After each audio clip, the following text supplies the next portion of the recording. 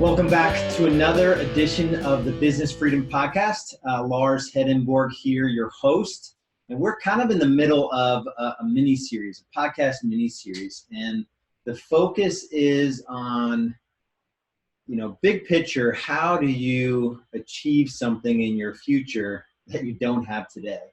And we're using business as the playground, that we're working in, and all of this applies to our personal life as well. So in Real Estate B School, we're really, really passionate about, achieving in business. Yes, I mean, that's the fun stuff, and there's all this other amazing stuff that you can have in your life as a result of this exact same process. And so the first, I guess 2 or 3 episodes ago, we talked about having regrets if you stick with your current plan. So in business, hopefully you're building something. In real estate, it's easy to fall into the rut of just, and I say it just like it's a bad thing. My passion is helping real estate agents, go from being an agent to a team leader to a business owner.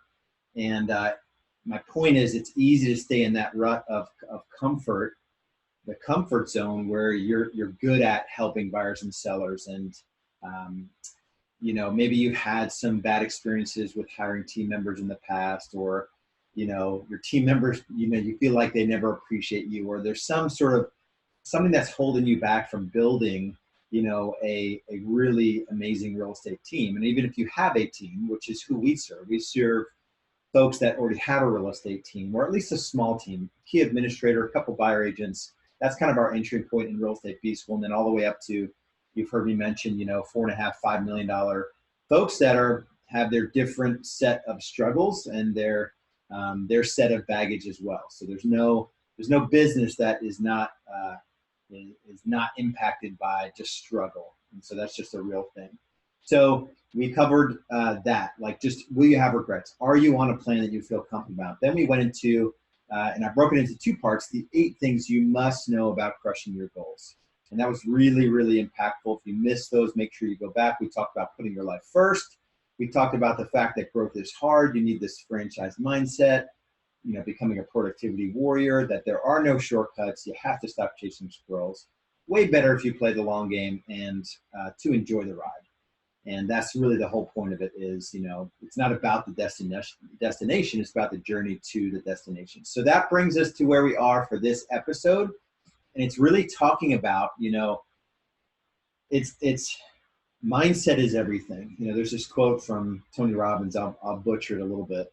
Essentially, the quote is, 80% of success in business, really success in anything, comes down to your psychology, your mindset. And 20% are the tactics, the things you need to do. And so a good example of this, the easiest example of this, is your physical body. If you have a few extra, I weighed 224.2. This was April 15th of 2019. So depending on when you're listening to this. And, do I know how to be skinny and be super fit? Like, is there any shortage of strategies on being really fit and healthy? There's nothing. I've consumed it all. I know exactly the workouts to do. I know exactly how to eat. I know I need to hydrate and sleep and not be stressed, and hormones have a part of it, and all of it. Like, I know what to do. Yet historically, going back, this is the last 4 or 5 years, I've been on like this roller coaster of weight loss, weight gain. And so it's the psychology, it's the mindset that I've now adopted around my health and how I view myself that is helping me consistently maintain a physical body that I've seen this physical body. I wanted to weigh my wedding weight. I only weighed my wedding date, 192. And then I think after a long run, when I did a marathon, it was a 20-mile run. And I think I weighed myself when I got home. I took a shower and weighed myself, and I think I weighed 192. Now I'm just consistently 192. My next goal is 182. And I know I'll get there because I've changed my identity. My mindset has shifted around my physical body. The same goes for business. So I want to take you through an exercise. This is going to be really helpful if you do this exercise with a journal. You slow it down. If you're in the car, I guess it's helpful, or you're going on a run, I guess it's helpful to hear it. Really, it's going to be helpful to kind of do this. And so I'll tee it up here. And this is an exercise we take folks through, an actual exercise. So in order to take your business to the next level, wherever you are, it's necessary to let go of certain limiting beliefs regarding your business, how it operates, and your role in its success. The business of real estate is not complicated, but building a business that truly serves your needs can feel overwhelming at times. So consider your answers carefully. Begin to act as if your trajectory along this business ownership path is imminent and cannot be avoided. It's coming, and we need to prepare you for it. So this is a bold claim we make to new members. Like, this thing is coming, and you need to be mentally prepared for it. And so some of the questions, and I want you to really think about these questions. First one is, what are some of your fears when it comes to building a leveraged business? Do you really think it's possible? Do you really think it's possible to get to the point where the business doesn't rely on you like it does today? So think about that. What are some of your fears around that? With clients, what they might think, if someone else services them? Next question, what limiting beliefs do you have regarding time and money? Do you feel they are a trade-off? Can you deliver enough value to justify making $1,000 per hour? Bold statement or bold question, right? If you've heard me chat before about time and money, I made the felt like a bold claim at the time until I achieved it and then I doubled it. I made the bold claim that I'm going to make $250 an hour every hour I work in my real estate business. It took me about 5 years to get there. Then it took me another 5 years to get to 500. And I'm in the midst of the next 5-year period. So I'm about halfway in. My business ownership journey started in 2007. It's 2019. So I'm 12 years in, 5 years. And now I'm in the midst of figuring out how to make $1,000 an hour. So maybe the number's a little different for you. Maybe it is $250 an hour. You know, how do you see time and money? Traditional success will have you putting in more hours to make more money. You know, and that's where we really pick up clients, where other coaching programs have taught that person how to sell more homes, but not do it in a way where it's leveraged and there's sustainable systems and empower people, you know, that have sort of built the foundation of this business. They just teach the person to sell more homes. And that means it's 8 days a week, 25 hours a day. All right, next question. Describe some of your frustrations regarding your people. So if you have people, if you have a team, what are some of your frustrations regarding your people? Do you feel they're capable of running your company or growing your company?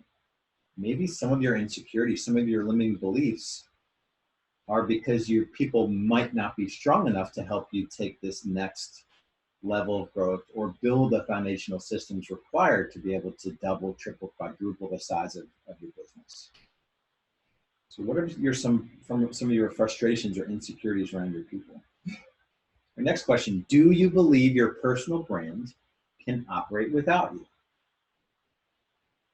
Do your clients really want you or just the standard of service you provide? So the second part of that is obviously leading. And my last closing that I was a real estate agent was January 2012. Although I'm involved in the real estate team, I'd still go there 1 day a week. I know everything that's going on and how challenging to run a real estate team with all that's going on and with the shift storms and all of that. You know, so I feel comfortable with the answer to this. A lot of, you know, top producing agents and small team leaders, and even mid-sized team leaders where the team leader is still heavy in production and the whole business revolves around them. They have this insecurity around the personal brand operating without you. I made the bold move 3 years ago to take my name off my real estate team. That's not for everybody. It was a big step backwards. And now I did it. So this real estate team had a long longevity. Yeah, I guess that's the right way to say it. So it can have a life without me and it can really operate as an independent real estate brand. That's not for everybody. That's not the point I'm trying to make. You can build your brand with your name on it, the John Smith Group or the John Smith Real Estate Group. But what insecurities do you have around that? And so the next thing I want to have you think about the level of service you provide today. Do you feel like others can deliver a higher level of service? What concerns do you have? So have you set up your real estate business to provide a level of service that is super amazing, like world class? It's one of the things we focus on heavily in the last couple of years in my real estate team, and also pushing our members. You better make sure that you're earning your freaking commission check, that there's this fair exchange of value. You know, following other industries and what's happened in financial services, there are super successful financial advisors today, yet their roster has declined for 8 years in a row because of the technology disruption and the consumer shift that happened in financial services. And so that's an industry I really look at. And I've got a great financial advisor who I honor. I know exactly how much he makes off of me with the little time he spends with me. And I still really value that. And I could move all of it to Vanguard if I didn't value it. In one fell swoop, I could take all my net worth and move it over to Vanguard. And I choose not to. That choice is there today, and more so in the future, for buyers and sellers. So how do you think around your service level? Are you working on making it world-class? All right, next question. Describe your current sales management structure. So for team leaders, how are you managing your sales team? What do you feel are your current limitations? Most team leaders are so entrenched in their own personal production and trying to keep the business running that they're really not providing a level of sales management that is truly serving their team members. So it's that chicken egg, right? Maybe you haven't structured it the right way, so you can step out of production, so you need the money from your own production. You don't have the time to really serve your team members, so they're not growing. And what do you do first? Where's that lead? We help a lot of folks to make that transition. Do you believe that doing less deals personally will help you grow? That is a big limiting belief for many. How can doing less deals possibly help me grow? Right? You can only grow if you're exchanging those hours for higher dollar productive hours. You're building systems, you're working on marketing, you're recruiting, you're lifting your current team members up, you're putting systems in place to provide a world-class service that gets more referrals. That's the only way you can win the trade.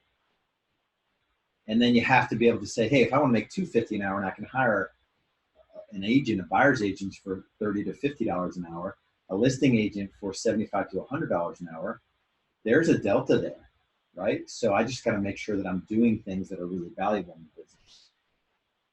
And last question, and we're a company of action.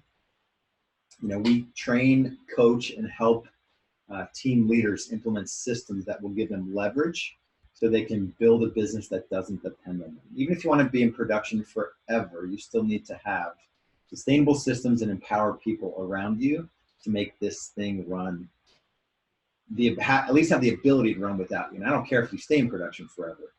It's not an excuse for having a weak business. So the last question I have for you, all that to say, what action steps can you take today to break through these limiting beliefs? What could you do? What is your next step? And the last thought I'll leave you with is, in this conversation, if you've achieved a certain level of success, you've gotten to that, on the low end, 300,000, really 500,000 is a good entry point for Real Estate B School to have a conversation with you, all the way up to any point, really, because business is just tough and there's always work to be done on the foundational systems that make a business truly extraordinary. If you're in this and you're like, man, my business isn't set up the right way, foundationally, I've built something that I'm going to be a slave to, even if you're a top producer in your office, like you just don't have that next step, you've got to take action. The only thing I can help you with is a conversation. And so it's a 45-minute conversation, and we cover 3 things: where you are today, the good, bad, ugly, where you want to be in 3 short years, everything worked out perfectly, where do you want to be, And then the third part is what's holding you back. What obstacles do you see? What's held you back in the past from achieving your goals? And that's what we're really, really good at Real Estate B School. So if that's you and you know you need to have that conversation with us, just go to realestatebschool.com. Our pilot program is the entry point. So on the website, you'll see talk about a pilot program. This is an entry point. If you qualify, if you're a good fit for Real Estate B School, we will coach you for free for 30 days. So you can get a feel for what we do. And there's no obligations, there's no gimmicks around it. It is just for folks that qualify, that really want to take their business to the next level. You can opt in and apply for our pilot program. So if that's you, we'll start with that 45-minute conversation, and then you can get started in the pilot program. Just go to realestatebschool.com and we'll see you over there.